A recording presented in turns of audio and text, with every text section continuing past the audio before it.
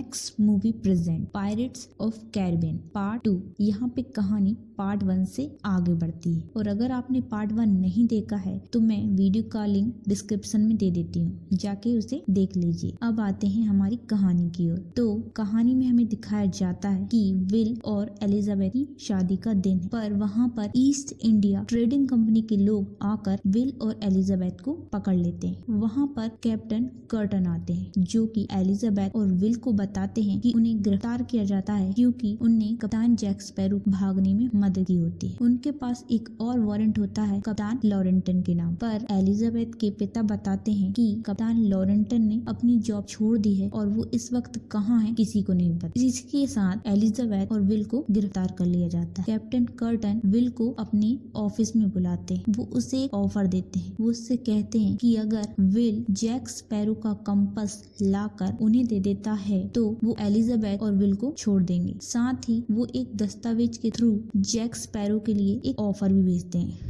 जिसमें उसके लिए एक जॉब ऑफर होता है जिसमें उसे कप्तान बनाया जाएगा ब्रिटिश कंपनी के थ्रू। वो विल से कहते हैं कि वो जाकर अगर उसका कंपास ले आएगा तो वो दोनों आरोपों से बरी हो जाएगा और कर्टन की बात मानकर विल जैक स्पैरो को ढूंढने निकल जाता है। साथ ही हमें दिखाया जाता है कि ब्लैक पर्ल जहाज समुद्र में होता है जहाँ पर हमें मिस्टर गिब्स दिखते हैं जो कि कोई गाना गा रहे होते हैं। तभी हमें दूसरी तरफ एक टापू दिखता है जो कि बहुत ही खतरनाक होता है जहाँ पे लोगों की चीख पुकार की आवाजें आ रही होती है। वहाँ पे कुछ लोग टापू के पिछले हिस्से से कुछ ताबूत फेंक रहे होते हैं और उन ताबूतों में से एक ताबूत जो कि समुद्र में बह रहा होता है उससे जैक स्पैरो बाहर निकलता है और वो अपने जहाज पर पहुँचता है। वहाँ पर उसके हाथ में एक कागज का टुकड़ा होता है जिसपे चाबी बनी होती है और उसके सारे साथी उससे सवाल करते हैं कि ये चाबी किस चीज की है। उस पर जैक स्पैरो उन्हें बताता है कि एक बहुत ही खास संदूक की चाबी है और उस संदूक को हासिल करने वाला पूरे समुद्र पर राज करेगा। इसी के साथ जैक अपने कैबिन में होता है जहाँ पे वो दिशा तलाशने की कोशिश करता है पर उसकी शराब वहाँ पर खत्म हो जाती है। इसीलिए वो शराब लेने जहाज के निचले हिस्से में जाता है जहाँ पे उससे बूट्स क्रैकर मिलता है। बूट्स क्रैकर विल के पिता होते हैं जो कि जैक स्पैरो के लिए ही काम करते थे। बूट्स क्रैकर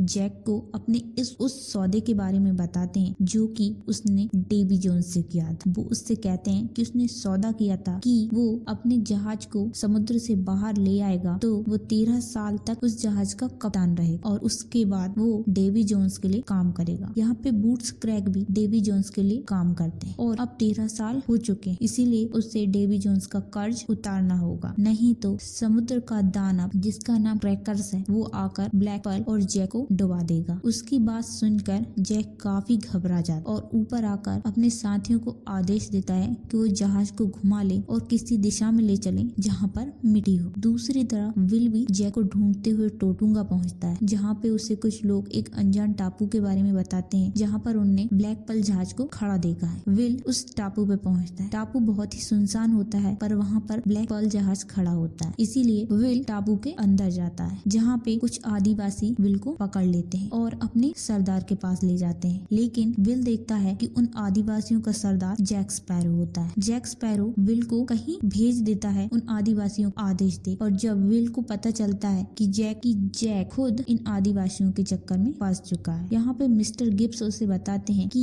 आदिवासी जैक को भगवान समझ रहे हैं और वो उसे जलाकर भूनकर खा जाएंगे। तो विल और उसके साथी जैक्स को बचाने की कोशिश करते हैं जहाँ जैक खुद भी छूटने की कोशिश करता है और सारे के सारे उस समुद्र तट पर पहुंच जाते हैं जहां पर ब्लैक पर्ल जहाज खड़ा हुआ। वहां पर 2 लुटेरे पहले ही मौजूद होते हैं जो कि ब्लैक पर्ल की रस्सियां खोल देते हैं और वो सारे के सारे विल और जैक समुद्र में निकल जाते हैं ब्लैक पर्ल जहाज को लेकर। जहां पर विल जैक स्पैरो को बताता है कि उसे और एलिजाबेथ को गिरफ्तार कर लिया गया था क्योंकि उनने जैक स्पैरो की मदद की थी और अब उससे जैक स्पैरो का कंपास चाहिए एलिजाबेथ को बचाने के लिए। पर जैक अपना कंपास देने के लिए तैयार नहीं होता। वो बड़ी ही चालाकी से विल को तैयार कर लेता है कि वो उसे वो चाबी ढूंढ कर ला के दे, उसके बदले में कंपास ले जाए। और विल यहाँ पे जैक स्पैरो की बातों में आकर जैक स्पैरो की बात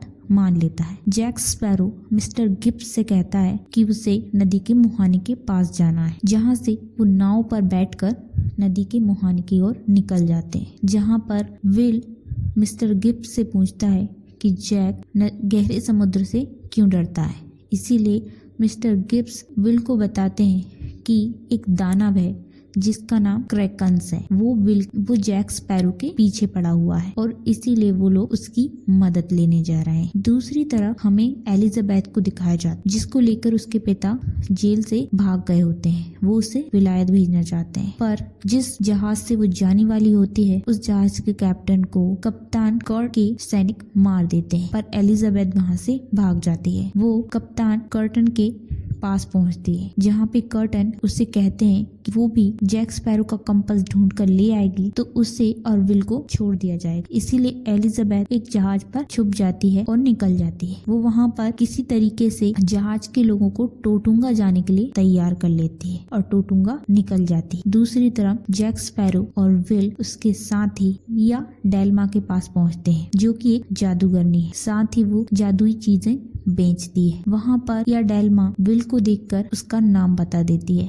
इसीलिए सब चौंक जाते हैं। वो जैक स्पैरो से मुआवजा भी मांगती है, क्योंकि उसने ही जैक स्पैरो को उसका कंपास दिया था। इसलिए जैक स्पैरो बारबोसा के पास जो बंदर था, जो कि ब्लैक पर्ल जहाज पे हमेशा रहता है, वो उसे दे देता है और या डेल्मा उसकी बात मान लेती है। वो उसे बताती है कि जो चीज वो ढूंढ रहे हैं वो कहाँ पे है। वो उसे चाबी का ठिकाना भी बताती है। या डेल्मा सबको डेवी जोन्स के बारे में बताती है। वो बताती है कि वो समुद्र का पहला इंसान था और एक कमाल का नाविक भी था, पर वो किसी से प्यार करने लगता है, इसी वजह से उसे सजा मिलती है और वो इस वक्त समुद्र का सबसे खतरनाक इंसान है। ये चाबी जिस भी बक्से की है उस बक्से में डेवी जोन्स का दिल है और वो चाबी हमेशा डेवी जोन्स के पास रहती है और बक्सा डेवी जोन्स ने कहीं पर छुपा दिया है। वो जैक का हाथ देखकर बताती है, जिस पर काले धब्बे का निशान होता है। वो समझ जाती है कि क्रैकन्स जैक के पीछे है, इसीलिए वो जैक स्पैरो को मिट्टी से भरा हुआ एक बर्तन देती है, क्योंकि वो बताती है कि डेवी जोन्स 10 साल में सिर्फ एक बार ही किनारे पर आ सकता है और वो मिट्टी पे कदम नहीं रखता, इसीलिए वो उसे मिट्टी देती है और सभी वहाँ से निकल जाते हैं। अब जैक स्पैरो को पता होता है कि चाबी कहाँ पे है, इसीलिए वो बिल को डेवी जोन्स के जहाज पर भेजता है। वो उससे कहता है कि अगर वो पकड़ा जाए तो डेवी जोन्स से कहे कि जैक स्पैरो ने उसे उसका कर्ज उतारने के लिए भेजा है। विल को जैक की बात माननी पड़ती है और वो जहाज की ओर चला जाता है। वो वहाँ पर एक टूटे जहाज पर जाता है, जहाँ पर लोग काफी डरे हुए होते हैं और वो उन्हें समझाने की कोशिश भी करता है कि जहाज अब टूट चुका है, पर वो उसकी बात नहीं मानते। तभी दूसरे पल वो समुद्र के नीचे से एक खूंखार जहाज बाहर आता है। साथ ही उस टूटे जहाज पर कुछ अजीबोगरीब किस्म के इंसान भी आते हैं, जो कि समुद्री जानवरों की शक्ल में होते हैं, पर उनका शरीर एक इंसान की तरह होता है। विल उनसे लड़ने की कोशिश भी करता है, पर उनसे लड़ नहीं पाता और वो उसे लेके बाकी जहाजियों के साथ फ्लाइंग डचमैन जहाज पर लेके जाते हैं, जहां पर विल की मुलाकात होती है डेवी जोन्स से। डेवी जोन्स उससे पूछता है कि वो यहाँ क्या कर रहा है। इस पर विल उसे बताता है कि उसे जैक स्पैरो ने भेजा है उसका कर्ज उतारने के लिए। ये बात सुनकर डेवी जोन्स चौंक जाता है, पर वो समझ जाता है कि जैक स्पैरो कहीं आसपास है। डेवी जोन्स एक मिस्टीरियस किस्म का इंसान होता है, जो कि एकदम ऑक्टोपस की शक्ल का होता है। वो उसी पल जैक स्पैरो के जहाज ब्लैक पर्ल पर पहुंचता है, जहां पे जैक स्पैरो उसे बताता है कि विल किसी से प्यार करता है, इसीलिए उसे उसकी आत्मा को बंदी नहीं बनाना चाहिए। पर डेवी जोन्स उससे अपने सौदे के बारे में याद दिलाता और उसका पीछा छोड़ने के लिए वो उसे कहता है कि उसे कम से कम उसे 100 लोगों को देना होगा, जो कि फ्लाइंग डचमैन जहाज पे काम कर सके, और इसके लिए उसे 3 दिन का वक्त देता है। साथ ही वो कहता है कि तब तक विल फ्लाइंग डचमैन जहाज पर ही रहेगा और वो वहाँ से चला जाता है। इसीलिए जैक स्पैरो टोटुंगा जाता है। दूसरी तरफ विल फ्लाइंग डचमैन जहाज पे होता है, जहाँ वो अपने पिता ब्रूट्स कैकर टर्नल से मिलता है एंड वो उसे बताते हैं कि इस जहाज पर वो कब से हैं। एलिजाबेथ भी टोटुंगा पहुंची होती है। जैक स्पैरो और उसके लोग वहां पर कुछ लोगों की भर्ती कर रहे होते हैं क्योंकि उन्हें डेवी जोन्स को 100 लोग देने होते हैं। वहां पर लॉरेंटन भी आते हैं जो कि बहुत बुरी हालत में होते हैं। वो जैक स्पैरो को पहचान लेते हैं। वहां पर एक छोटी सी लड़ाई हो जाती है जहाँ पे एलिजाबेथ भी होती है। जैक स्पैरो लॉरेंटन और एलिजाबेथ को अपने साथ ले जाता है। वो एलिजाबेथ से कहता है कि अगर बिल को बचाना है तो उन्हें डेवी जोन्स का दिल ढूंढना होगा। वहीं दूसरी तरफ विल भी बड़ी ही चालाकी से डेवी जोन्स के पास से संदूक की तिजोरी चुरा लेता है और भाग जाता है। वहीं पर उससे क्रोकन भी देखने को मिलता है। एलिजाबेथ जैक स्पैरो के साथ ब्लैक पर्ल जहाज पे होती है और वो सब लोग एक टापू पर जाते हैं जहाँ पर डेवी जोन्स का दिल होता है। डेवी जोन्स को भी पता चल चुका है कि अब उसका दिल जो कि एक संदूक में बंद है सुरक्षित नहीं है, इसीलिए वो भी उस टापू की ओर चले जाते हैं। उसी जहाज पर विल भी छिपा हुआ होता है। वो उस जहाज से कूदकर उस टापू पे पहुंच जाता है। चारों उस टापू पे पहुंच जाते हैं जहाँ पे डेवी जोन्स का दिल है। वो संदूक को निकालते हैं पर तभी जैक स्पैरो, विल और कॉमोडोर के बीच लड़ाई शुरू हो जाती है। इस लड़ाई का फायदा उठाकर वो दोनों लुटेरे जो कि जैक स्पैरो के साथ आए होते हैं संदूक को लेकर भाग जाते हैं। वहीं पर डेवी जोन्स के लुटेरे भी आते हैं संदूक को लेने के लिए, पर बड़ी ही चालाकी से जैक दिल को अपने पास रख लेता है एक मिट्टी के बर्तन में बंद कर। पर कॉमोडोर को उसकी बात का अंदेशा हो जाता है, इसीलिए वो दिल उस बर्तन से निकाल कर अपने साथ ले जाते हैं। पर जैक स्पैरो को ये बात पता नहीं चलती और सभी के सभी उन लुटेरों से बचकर जहाज पर वापस आ जाते हैं। दूसरी तरफ डेवी जोन्स के लुटेरे भी संदूक को लेकर अपने जहाज पर लौट जाते हैं। तभी हमें दिखाया जाता है कि ब्लैक पर्ल जहाज का पीछा डेवी जोन्स का जहाज कर रहा होता है। वो ब्लैक पर्ल पर हमला भी करता है पर ब्लैक पर्ल बहुत तेज होता है इसलिए आगे निकल जाता है। डेवी जोन्स हार नहीं मानता और ब्लैक पर्ल जहाज के पीछे क्रोकन को छोड़ देता है। यहाँ पर क्रोकन ब्लैक पर्ल जहाज पर हमला कर देता है पर जैक स्पैरो वहाँ से एक नाव में निकल जाता है। वो अपने साथियों को वहीं छोड़ देता है। सारे के सारे साथी क्रोकन से बचने के लिए लड़ाई कर रहे होते हैं पर जहाज की बुरी हालत देखकर जैक स्पैरो वापस आ जाता है। तभी एलिजाबेथ समझ जाती है कि क्रोकन सभी लोगों के पीछे ना होकर सिर्फ जैक स्पैरो और ब्लैक पर्ल जहाज के पीछे है। इसीलिए एलिजाबेथ बड़ी ही चालाकी से जैक स्पैरो को ब्लैक पर्ल जहाज के साथ बांध देती है और सभी को कहती है कि जैक अपनी कुर्बानी दे रहा है सभी की जान बचाने के लिए और सभी लुटेरों के साथ एक नाव से वहां से निकल जाती है। जैक स्पैरो वहां से अपना हाथ छुड़ाने की कोशिश करता है और उसमें कामयाब भी हो जाता है, लेकिन वहां पर क्रोकन आ जाता है और पूरे जहाज को तबाह कर देता है और जैक स्पैरो भी उसी के अंदर समा जाता है। दूसरी तरफ हमें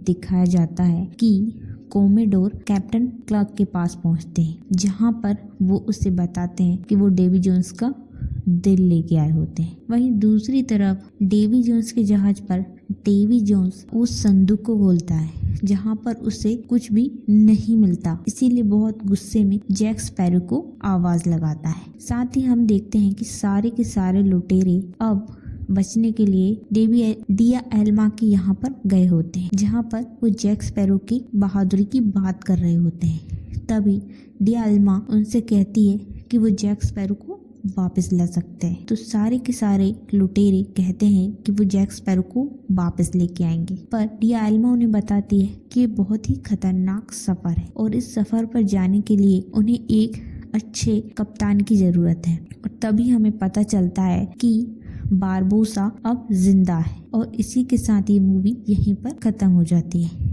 आपको वीडियो कैसी लगी हमें कमेंट करके बताइए एंड वीडियो अच्छी लगी हो तो वीडियो को लाइक कीजिए एंड चैनल को सब्सक्राइब कीजिए। Thanks for watching.